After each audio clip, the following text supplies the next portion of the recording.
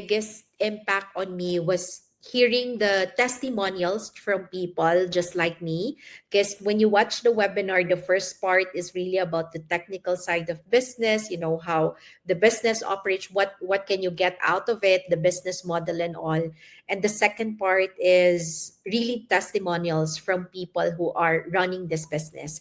And when I hear those testimonials from people who are just like me, working moms who wanted more time for their families while also being present, or can provide for their families while also being present. I heard also stories of families who were reunited because of this business. And at that moment, I knew that this was the business for us, for our family. I didn't want to make this decision alone. So I also asked my husband to watch it with me.